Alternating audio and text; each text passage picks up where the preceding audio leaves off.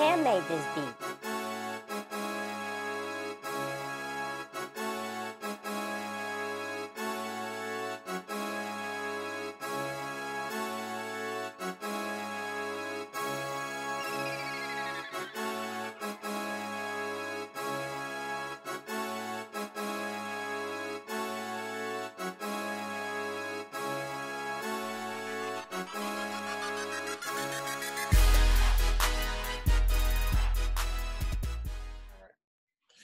All right, IE Preps fans, this is a special interview with someone who is the man in Southern California, in California high school football coaching, Coach Matt Logan of Centennial High School. How you doing, Coach?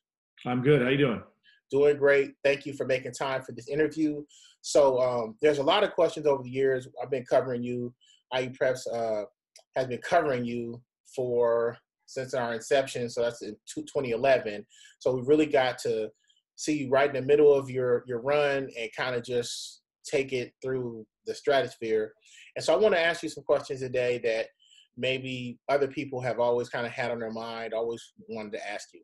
So first question is, when did you arrive at Centennial, and what was your first objective when you took over the program? Well, I arrived in '95 as assistant coach for Coach Ron Geringer. And so I coached for 2 years with him. I ran the defense in '95 and '96. He left, took a job at Valley View High School, and the principal at the time, it was a big interview. He said, well, I know you can coach defense. I don't know if you know anything about offense, but here's the head coaching job. So that was about it. So it was kind of funny how it started. But yeah, so I took over in '97. Wow, I never would have thought somebody that was the write-up on you is that the offense was the Achilles heel. Well, you definitely changed that. I got a chance to a couple of years ago, I got a chance to talk to Bert Esposito. And in our conversation, he mentioned something that I thought I'd get a chance to share with you now. He said he felt like himself and you were way ahead of your time offensively. And obviously everyone's through a spread now. But that's amazing that someone would say, defense, but can you coach offense? That's amazing. Yep. When you got started in coaching, I know everyone kind of has a foundational block that they use in coaching. Were there any books or videos you watched that were like key pillars to your philosophy in coaching? It wasn't more that, as more of as watching other programs, and being fortunate enough to play under great head coaches, starting in high school with Coach Campbell at Norco High, who was, there for over 30 years, and going to junior college and playing for Hal Scherbeck, at Fullerton College, and then, on to Chico State under Mike Bellotti, and then got a great opportunity to coach, under Bruce Rawlinson and under Gary Meek at Esperanza and Bill Pendleton. So that, that was really a good foundation for me, more so than reading and outside sources. I did, back then, videos were starting to come out of things like that in terms of, enrichment, coaching enrichment. And so I did participate on a lot, pay attention to those and watching those, and just really, that's kind of what really spurred me into like meeting with people as well, which has become way more effective for me. And just, and I still continue to do that to this day, and try to meet with as many coaches as I can in the off season, just talk about football and ways to get better. I can absolutely attest to that. Anyone watching this video, because I can't count how many coaches I've run into, and they've said you've opened your door to them. Some of them are your contemporaries. You've opened your door to them and said, this is how we do things. This is how I run my practices. There's a coach in particular. He was in awe of how succinct your practices were. Like every second, every moment of your practice had a time, and it was moving, and he just glowed about how quick your practices were, how efficient they were, and your offensive line splits that he was just amazed with. You really open your door to other coaches. I think that's all. Well, it's been such a coaching fraternity here, and we're all in this together, and ultimately it's helping kids, so there's no reason not to. All right, Coach, you're an athletic director, and I mentioned it prior just to say that you're a coach of you're the coach's coach. You are not only a successful coach, but you're a resource for a lot of other coaches. Um, if you're an athletic director in 2020, um, with the myriad of different things you have to navigate as a head coach of a high school program, what are you looking for? If you're AD, what is something, one or two things you might be looking for a person to head your football program? I think that's changed so much over the years, and I think really with, I feel like when I first started, it was much more, the focus was much more on football, and now there's so many other things involved, which is good and bad, I guess. It depends on what you're looking for. But I think the ability to wear a lot of hats and juggle a lot of different things, and I don't know how you actually get that out of an interview, but I think that would be the important thing: being able to juggle a lot of different things that are going to hit you all the time. I mean, every day, or not every day, but every year, there's something new that happens that just surprises you, that catches you off guard. As a head coach of a program, This is new. This is interesting. And sorry, go ahead. I'm sorry, did I cut you off? No, it's okay. Yeah, I think we had an internet issue. Okay. I wanted to also ask you, as a head coach, I know in my life, anything I've done that I've been successful in, is taking a team. There's always people in the background. Do you have one or two coaches that over the years you feel, I'm sure you have more than one or two, but do you have any coaches that you feel have been pretty key and instrumental in your run at Centennial? I've been very fortunate to have very good and loyal assistant coaches and guys that are here for the right reason. And probably too many to mention, but I think, like right now, currently, I think our staff is as good as it's been. But Dan Herring, who's been with me from prior to day one, he was one of the first coaches I've ever hired, and he was an assistant coach for me on defense when I was being defense coordinator for Ron Geringer, and he's been with me from day one. So he's instrumental in the success because he's been here from day one, and we work together side by side daily. And if one of us isn't there, we're at the point now where the other one picks up the slack, whether it be for weightlifting, training, even practice in some cases. But he's been an incredible influence on our team, and his dedication to the program has been amazing. Great, that's awesome. So last week when I got to talk to Coach Kendall, he mentioned, I asked him a question I'm going to ask you.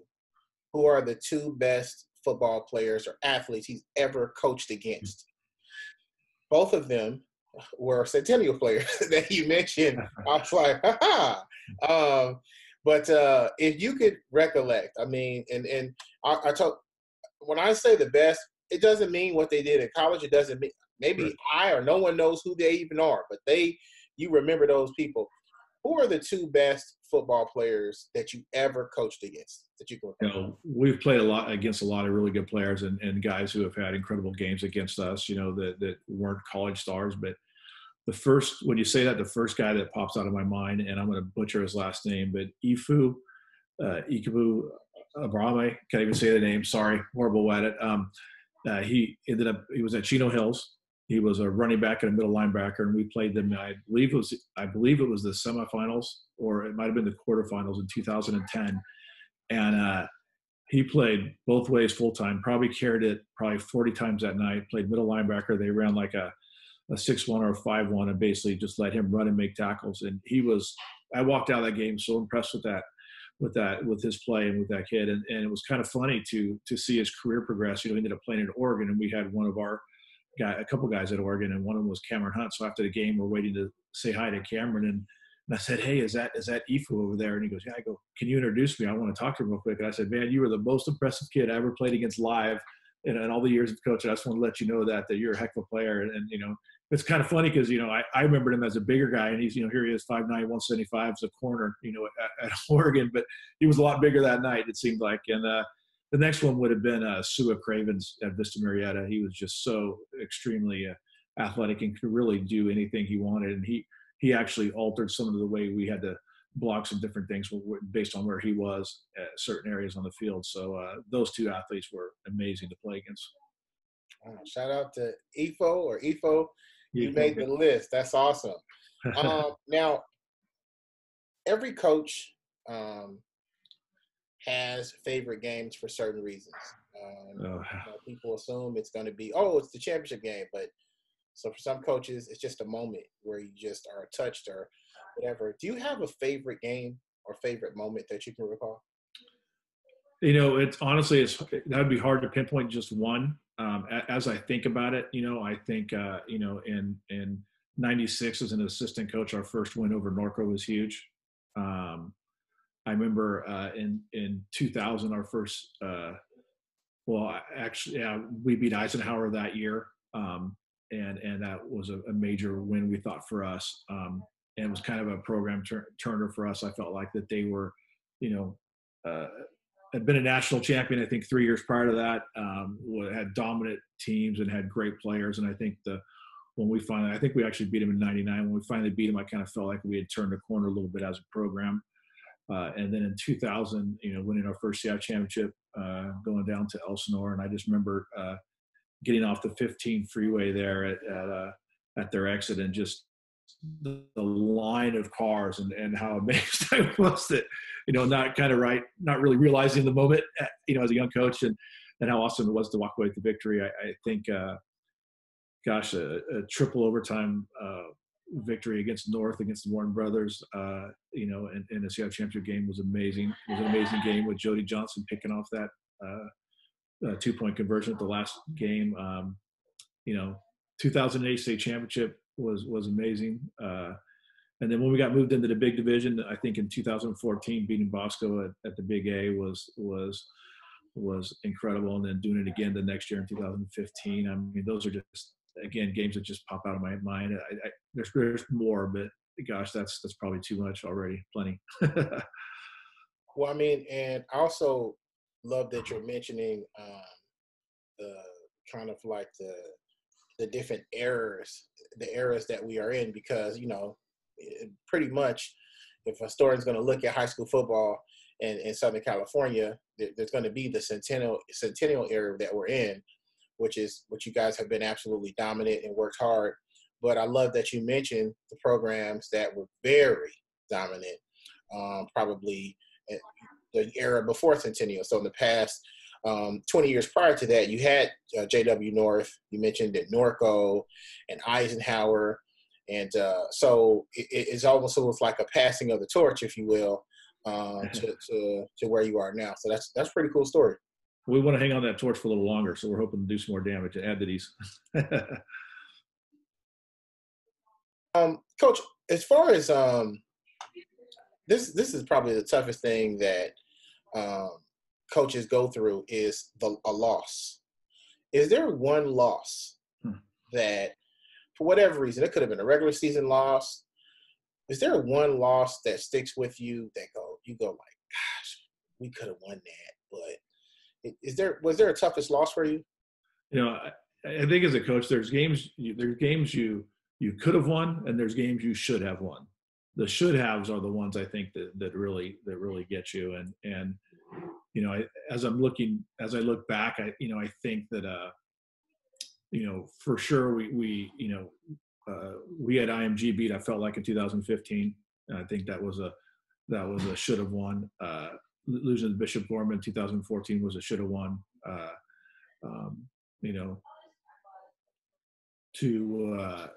Those two in particular really sting, and those were not championship games. And then losing to Vista Meriden championship game, I felt like was a tough loss, and had a couple of things that didn't go our way at the end there. And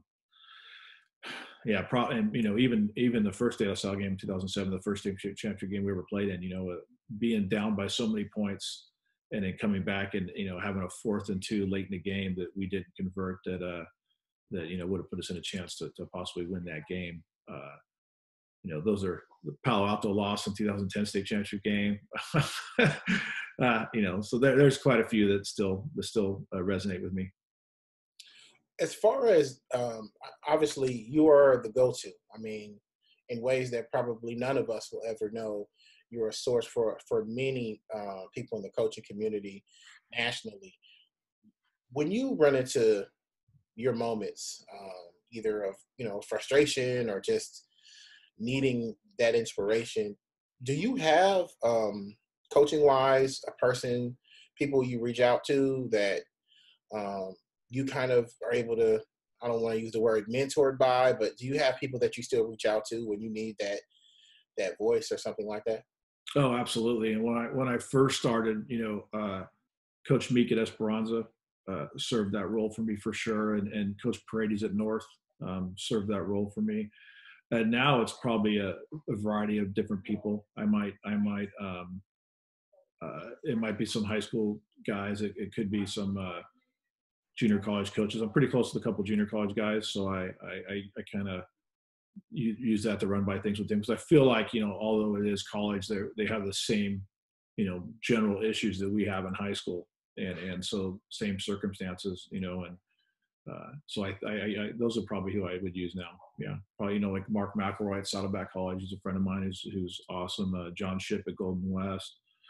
Just to name a few of the guys that I use. I use a couple of friends of mine that are at the 4-year level as well. I might run things by every once in a while too. That's cool. I think in any field you're in, having people that you can go to yourself for support and insight, I think is key. We saw with the tragic passing of Kobe, we got into his inner world, and we could see that there were people that he drew upon to, to continue to get better. Right. So the question, this is the biggest question ever. There is a mountain somewhere, a mythical mountain of the 5 greatest Centennial football players that you have had under your helm. Who, and I want to say that if any high school program should have Goat City as opposed to Goat Mountain, it would be Centennial. But so I know it's very difficult to pick 5, but if you had to pick 5 in no order, who would That's going to be tough. I need a city. Oh man. Who would be the 5 that come to mind that you say were flat out the difference makers? And before you lay it out, I was surprised with sometimes coaches see things that, you have the names, you have publicity, but certain players never get that, but they're totally special. So I'm excited to hear who your 5 would be. 5 only, huh? That's tough. Gosh. Well, for sure, Fontes Burfict was an incredible football player, and what people don't realize about him and things that get misunderstood is what a great teammate he is, and what a love for the game, and what a competitive spirit he has. I've never met an athlete that's been more competitive, that hates losing more than he does. I mean, he will fight you tooth and nail to the end to win a game of checkers. So that's just the way he is. That's the way he was. And a lot of people always say, "What was it like to coach him?" And it was great to coach him, because there's always a saying on one of the old football videos, and Bill Parcells says you can't make a dog, they're either biting at puppies or they're not, and he was biting as a puppy for sure. And so it was like you couldn't tone him down. You just had to go get him a water break every once in a while just to get him out of practice, so you can get some things accomplished that you need to get done, because it was all full go for him. I mean, every day was. And if he was going to hit you, he was going to hit you the hardest he could every play. That's just the way he is, and still to this day. J.J. Taylor, an incredible athlete, incredible player to coach. He worked his tail off at everything he did. If you watched him practice, you would see things that happened on Friday people were amazed at, that we see him practice on a daily basis. There was nothing that kid wouldn't do that would not amaze us almost daily. I mean, he at one time, led us in sacks. We put him at defensive end. Not only did he return kicked, he blocked kicks. So how can you be the leading returner and be the leading kick blocker on the team as well? Pretty tough to do, right? So just an amazing player, would do anything we ask, and had such a great attitude about it.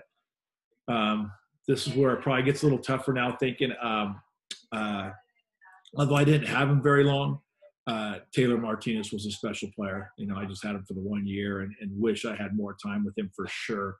But just the knack he had to come up with those plays at clutch times, and they call it, Taylor Martinez magic. Taylor magic is exactly what it was, and he proved that at other levels. Man, tough. That's three. There's so many other guys. I'm going to go with Terrell Jackson, who was a running back for me in the 2004 and 5 range, 2003, 2004, 2005. I believe his years were actually maybe in 2002, 2003, I don't know, in that range. Was definitely on the triple overtime game was involved in that. Matter of fact, he scored all 8 of our touchdowns, which I didn't even realize until I got asked afterwards by Eric Paul Johnson from the Press Enterprise. Hey, what do you think about Terrell's performance? His 8 touchdowns. I said, Terrell had 8 touchdowns. I didn't even realize. You're just trying to win the game. But Terrell was another kid who didn't take any rep for granted. He just worked his tail off every day, and competed like no other, and just was a great example of what you want in your players to be as far as a leader, and your best player being your leader. That's am I at the 4 now? So I've got 1 to choose from. There's so many names that are popping through my head. I'm probably going to have to go with this is tough. And it's jaded too because I coach quarterbacks that I'm on offense, so I've got probably more offensive guys than I should. But probably Robert Weber, who was a quarterback for me for 2 years. I think he was just has an incredible football mind, was so accurate. His only problem from the quarterback position was he's 5'9". I still believe to this day that he could go tear up the Canadian League. I think that game suits him really well. Just looking for an opportunity to play, but he was so smart and such. We were so in tune in terms of quarterback player that if there was a situation up, what play would you like, and we'd be thinking the exact same play. And he actually he actually coached with us this year on the freshman level, so it's good to see him get back into football a little bit. But he went up to Humboldt, and it was crazy. He didn't have any scholarship offers, and I remember calling the Humboldt coach and telling him, I'm telling you right now, this guy will be your guy. And sure enough, he was a 4-year starter, broke all their passing records, had an incredible career at the Division II level.